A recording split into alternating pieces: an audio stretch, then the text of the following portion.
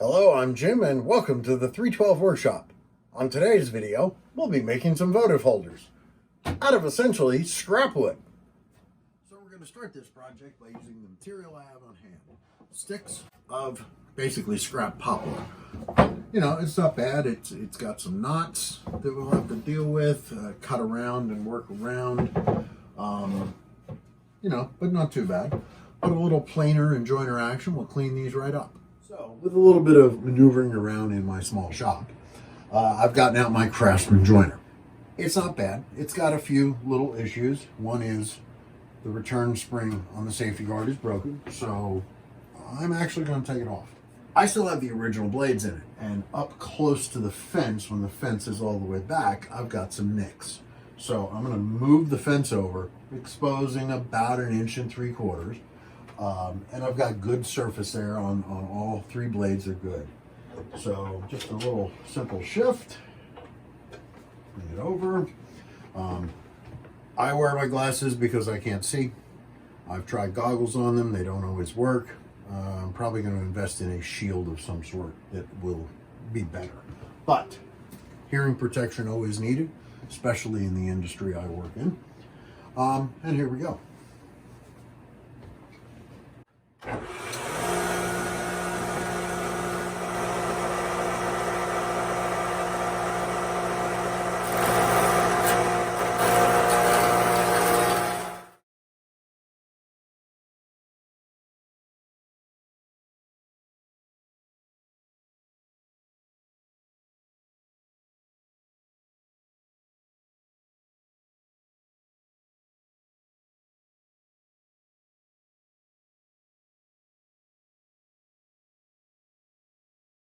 So you can see it's kind of a dance to get things out where I need to, but we're getting there. Anyway, got my Craftsman planer out.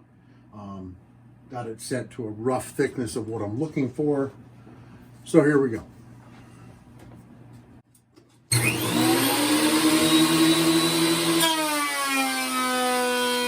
have the pieces milled to rough dimensions and everything is square and relatively smooth.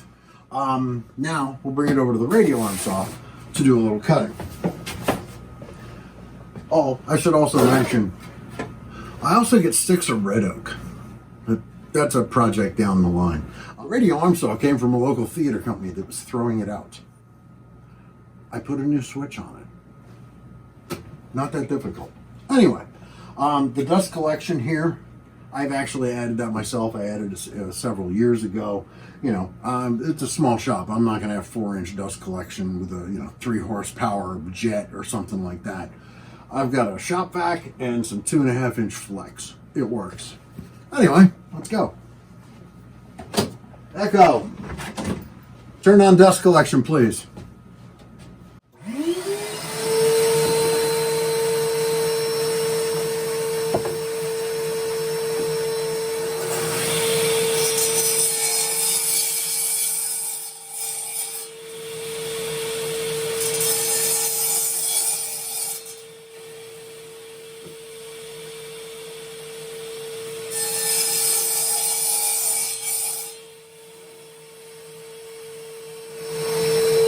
Echo, dust collection off.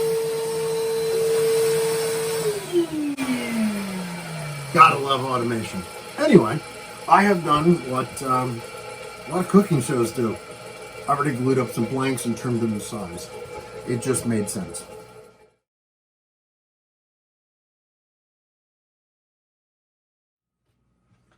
I will need a piece 10.5 inches long.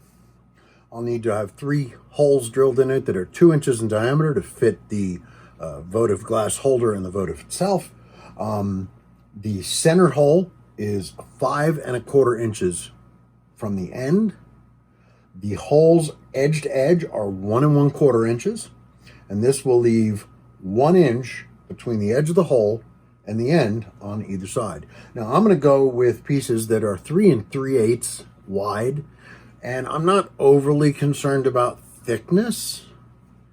It's kind of whatever it ends up being. One of the things we have to deal with is this is 2 pieces glued together. There's a seam, There's going to be coloring difference between the two pieces. You know, it's slight. It is poplar, though. It has that green tint, darker in places than other. The grain pattern is a little different. And, you know, it can work, but there's two minds of it. One is, do we celebrate the seam, or do we try to cover it up and hide it? Now, if I was just going to paint this, which ironically poplar is really good at taking paint, if I was going to paint it, I'd just run it through, drill out my holes, get all my finish work done, throw a coat of paint on it, and call it a day. So what I'm going to do, following someone I've watched for a long time, although he hasn't been on the air in years, unfortunately, I am of an age. I spent a lot of time watching Norm Abrams on the New Yankee Workshop. So in this situation, I can almost kind of get the idea that Norm would run a small V groove down this to celebrate that seam rather than trying to hide it. I'm going to take it one step further, and when I lay out the holes, I will run a V groove across the piece so that they are perpendicular. It'll almost give it a targeting look, as it were. So I'll just show you. It's easier. This is an 18-inch ruler, and one side of it has a 0 in the middle with 1-inch markings, your normal markings on either side of that. Makes it a lot easier to center. So you can, in this case, I can put the 0 at the seam line, and then, okay, I want 3 3/8. Well, what's half of 3 3/8? Half of 3 is 1 1/2, and half of 3/8 is 3/16. Now, I won't play around with that in my head. I will just go 1 1/2 over. Oh, look at that. It's marked in 16ths. 1, 2, 3. That, to me, is the absolute easiest way to do it. So actually, what does that come out to? 8, 9, 10, 11, 12, it comes out to 11. So it's actually 1 11/16 either side of that line will give me 3 3/8.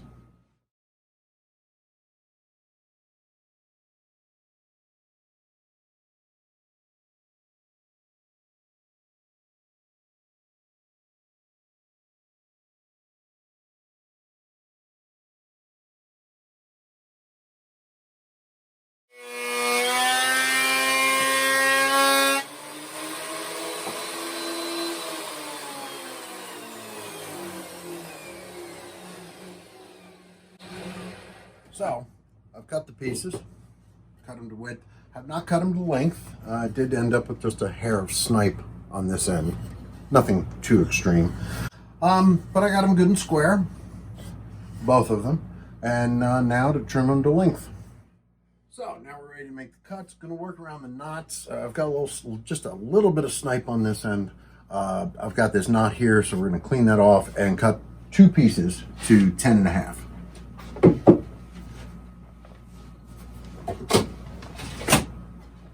Echo, dust collection on.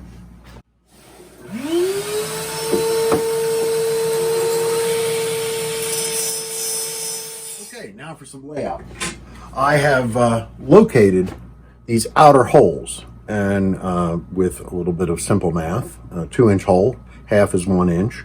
So 1 inch and 1 inch plus 1 1/4 is 3 1/4 inches from hole to hole, center to outside. Luckily, I've got my magic layout tool again, which is not so magic. I'm sure they're out there, but I can easily set it here so that I have 5 1/4 and 5 1/4, and I know that's my center line. And I know I need 3 1/4 over for the outer 2 holes. And I can do the same thing on this one, because they are identical. Not quite identical. Maybe a 32nd of an inch off. But I'll adapt. 3 1/4, 3 1/4. Okay. And I'll strike some layout lines. Okay. Layout's done. Very simple. Question is, what's the correct order of operations? We need to drill the holes first before I can make the V grooves on the cross lines and down the seam. For that, we'll use the drill press. Okay now, so I have chucked a Forstner bit in the drill press.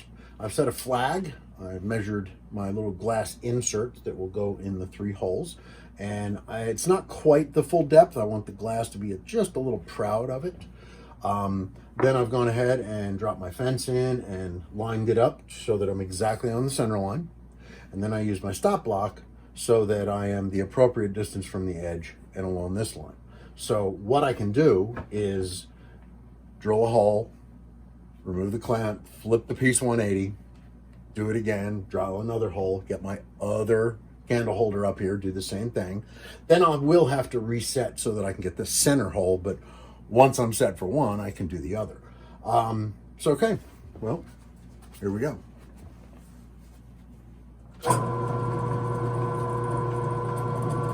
Echo, turn on dust collection.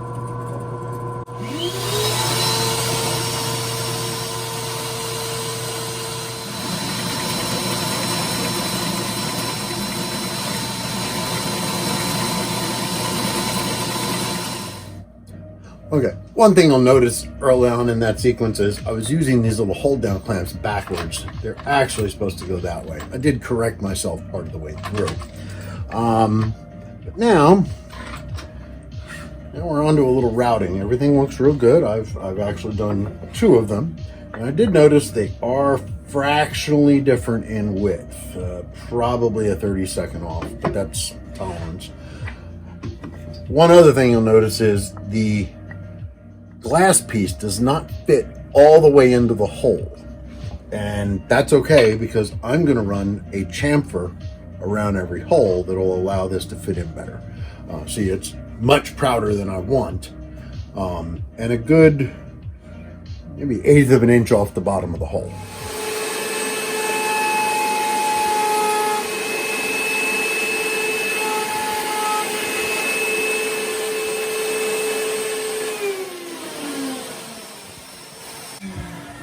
There we go. So you can kind of see what we're doing here with the little V groove. Now I have to change my setup and do the cross.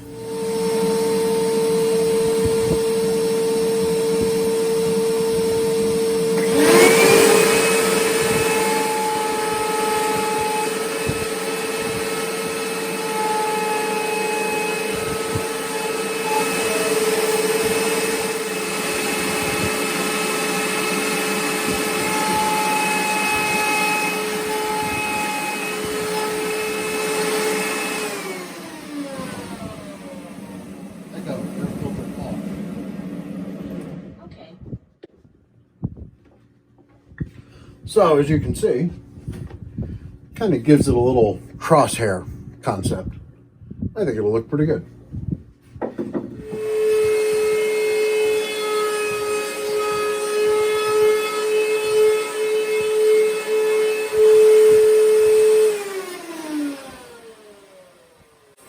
So this is a little deeper now, and as you can see, it fits in there pretty snug, and it's still a little proud of this.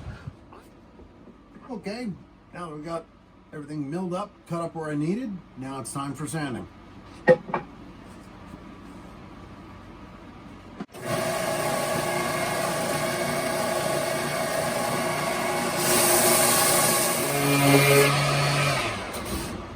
Okay, I've got 220 in the random orbit sander. I've got everything sanded down except for the V grooves and the chamfers. I didn't want to mess them up with a machine sand. Now, what I've done is I've cut a block and I've ensured that this is a dead 90-degree angle. And I'm not move these out of the way. Overspray can happen. But I take a little bit of adhesive and take that 90-degree that I've cut,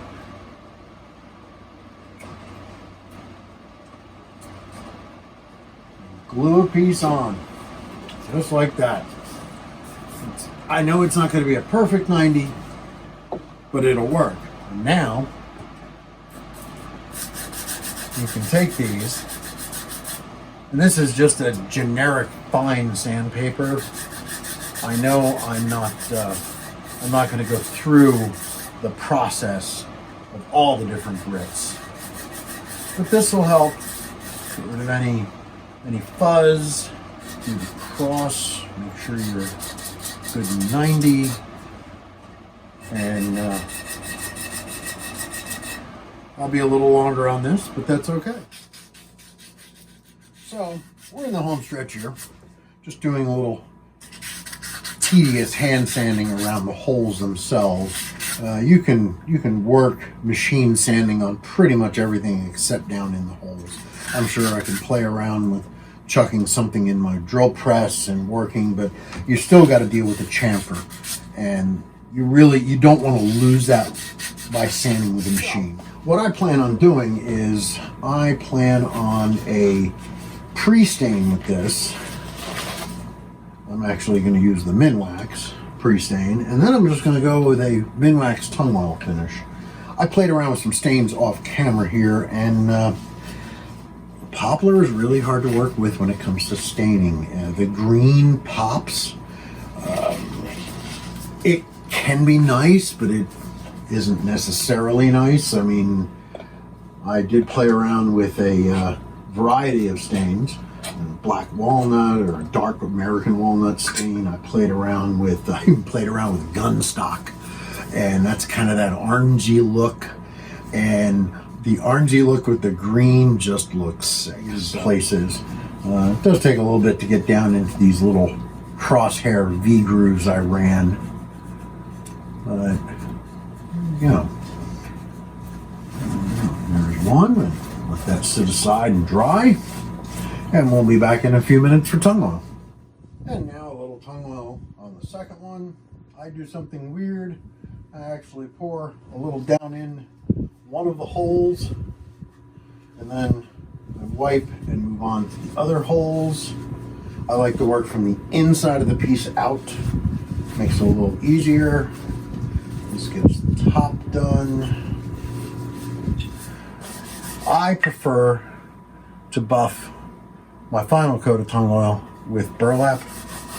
I know that's kind of a strange thing, but it's me. It's what I do. And we'll go from there.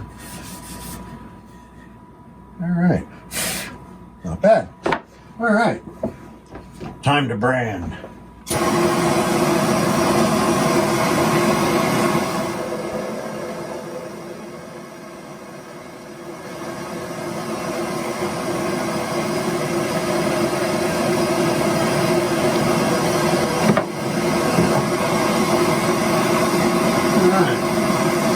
Make a test burn before I stamp the piece, and I don't always get it perfect, but